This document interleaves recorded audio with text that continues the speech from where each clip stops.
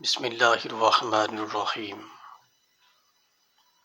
ذرا یہ نقطہ سمجھنے کی کوشش کریں کہ قرآن کریم میں اللہ نے یہ نہیں فرمایا کہ محشر کے دن نیکیوں کو گنا جائے گا، بلکہ یہ فرمایا ہے کہ نیکیوں کو تولا جائے گا۔ کس قدر حکمت ہے اس میں۔ اب معاملہ سب کے لیے یکساں ہے، چاہے امیر ہو یا غریب، معذور ہو یا صحت مند۔ معاملہ گنتی پر نہیں بلکہ وزن پر ہے، اور نیکیوں کا وزن بڑھانے والے اسباب سب کے لیے یکساں طور پر میسر ہیں۔ بنیادی طور پر تین چیزیں ہیں جو آپ کی نیکیوں کا وزن بڑھاتی ہیں۔ سب سے پہلی چیز نیت ہے۔ ہر کام صرف اور صرف اللہ کی رضا کے لیے ہو۔ نیکی کرنے سے پہلے بار بار اپنی نیت کو ٹٹولے کہ کہیں میں کسی اور کو تو خوش نہیں کر رہا، کہیں مخلوق میں تو اپنی عزت نہیں بڑھا رہا۔ بار بار ٹٹولے کہ میرا مقصد صرف اور صرف اللہ کی رضا ہے۔ دوسری چیز طریقہ ہے۔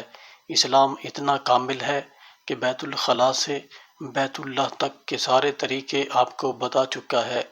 جب نیکی کرنے لگیں تو یہ ضرور دیکھیں کہ اس کے لیے اللہ کا کیا حکم ہے اور رسول اللہ صلی اللہ علیہ وسلم کا کیا طریقہ تھا، کہ بالکل اس کے مطابق کی جائے۔ یہ آپ کی نیکی کا وزن اور بھاری کر دیتی ہے۔ تیسری چیز قربانی ہے۔ آپ جو نیکی کرنے لگے ہیں اس کے لیے آپ کو کس قدر قربانی دینی پڑی ہے، اس میں آپ کے لیے کس قدر جانی و مالی تکالیف ہے۔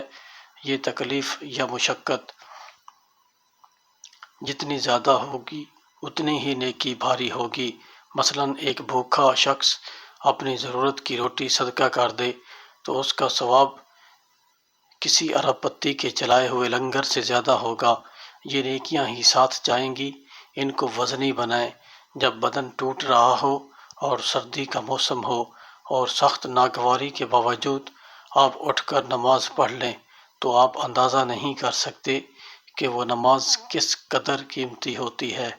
اللہ پاک ہمیں سمجھنے اور عمل کرنے کی توفیق عطا فرمائے۔ آمین یا رب العالمین۔